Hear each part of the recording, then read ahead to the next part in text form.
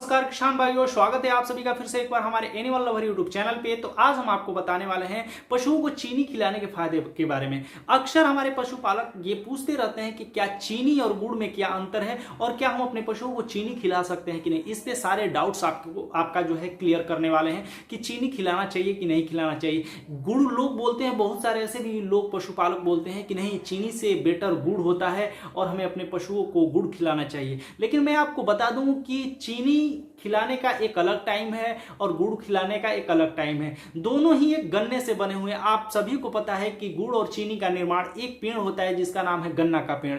गन्ना के पेड़ से ही ये दोनों चीज का निर्माण होता है। गन्ना का पेड़ कहें या गन्ना का पौधा कहें, तो इससे ये दोनों चीजें बनती हैं। लेकिन इसके दोनों का तासीर अलग अलग हो जाता है। अगर हम चीनी का तासीर की बात करें तो वह ठंडा प्रकृति का होता है और गुड़ का जो है बात करें तो गर्म प्रकृति का होता है। अब आप ही डिसाइड कर लीजिए कि इसे हमें किस मौसम में देना है। दोस्तों, चीनी हम खाते हैं, हमको कोई नुकसान नहीं पहुंचाता, तो पशुओं को क्यों नुकसान पहुंचाएगा। हमारे खिलाने का तरीका गलत हो जाता है, इसीलिए पशुओं को चीनी खिलाने से सर्दी जुकाम लग जाते हैं। लेकिन अगर सही तरीके से हम इसको खिलाएं तो हमें नुकसान से ज्यादा फायदा होने वाला है। तो चलिए हम आपको इस वीडियो में पूरी जानकारी देने वाले हैं। चीनी और गुड़ के बारे में पूरी तरह से आपको डिफाइन कर देंगे, विश्लेषण करके बता देंगे कि कैसे खिलाना चाहिए, कौन से मौसम में खिलाना चाहिए, इसके क्या फायदे हैं, क्या हानि है। अगर हम इसको ठंडी के मौसम में चीनी को खिलाते हैं तो हमारे पशुओं को हानि करेगा, क्योंकि ये तासीर में ठंडा होता है और ठंडी का मौसम आएगा तो ये क्या करेगा कि कफ और जो है कि पशुओं को खांसी वगैरह हो सकता है, तो ये नुकसानदायक हो सकता है।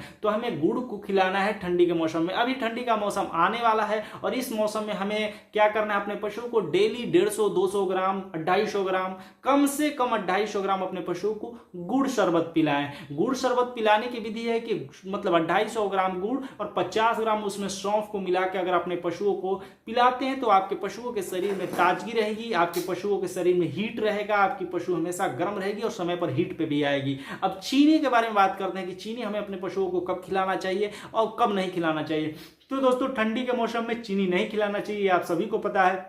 और बारिश का भी मौसम चल रहा है तो इस मौसम में भी नहीं खिलाना चाहिए, इस मौसम में भी गुड़ का प्रयोग करना चाहिए। लेकिन हमें, मेरे किसान भाइयों, जैसे ही गर्मी का मौसम आता है उस समय हम अपने पशु को चीनी का शरबत पिला सकते हैं। अब इसके पिलाने की विधि क्या है, जैसे हमने आपको बताया कि ठंडी के मौसम में गुड़ और सौंफ का प्रयोग करके हमें इसका शरबत बना के पिलाना है, वैसे ही गर्मी के मौसम में हमें चीनी और नींबू पानी का प्रयोग करना है अपने पशुओं के लिए, इसलिए कि इससे अच्छा कोई बूस्टर हो ही नहीं सकता है। चीनी पशुओं के शरीर में ठंडाई प्रदान करता है और नींबू जो होता है हमारे पशुओं के पाचन तंत्र के लिए बहुत ही अच्छा माना जाता है, बहुत ही बेनिफिट और बेनिफिशियरी होता है। तो दोस्तों, गर्मी का जैसे महीना शुरू हो तो उस मौसम महीने में क्या करेंगे, जैसे ही 10-15 लीटर पानी ले लीजिए, ज्यादा नहीं, 200 से 250 ग्राम उसमें डालना दीजिए चीनी। अगर आपको ज्यादा लगता है कि चीनी ज्यादा हमने डाल दिया तो 100 ग्राम ही डाल दीजिए और उसमें कम से कम 5-6 नींबू काट के डाल दीजिए। और दोस्तों, जैसे हम अपने आप के लिए एक ड्रिंक बनाते हैं स्पेशल, जो है कि चीनी वाली शरबत बनाते हैं गर्मी के मौसम में, वैसे ही जो है कि अपने पशुओं को ये शरबत पिलाइए। और दोस्तों, फिर देखिए कि आपके पशुओं का शारीरिक जो है कि खुशी बहुत ज्यादा होगा, आपके पशु दूध भी अच्छा करेगी और उनका जो है कि शरीर हमेशा ठंडा रहेगा गर्मी के मौसम में।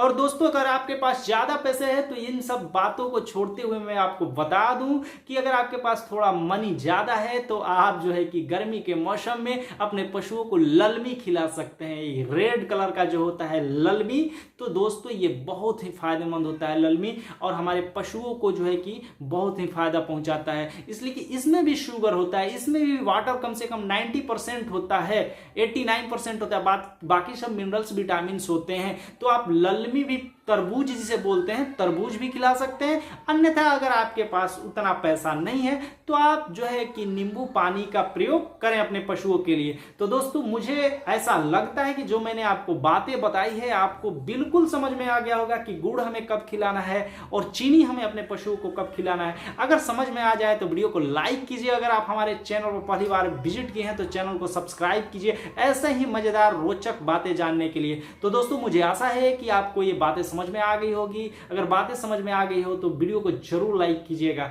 तो चलिए चलते हैं, फिर मिलते हैं आपको नेक्स्ट वीडियो में नेक्स्ट टॉपिक के साथ। तब तक के लिए इजाजत दीजिए। राम राम।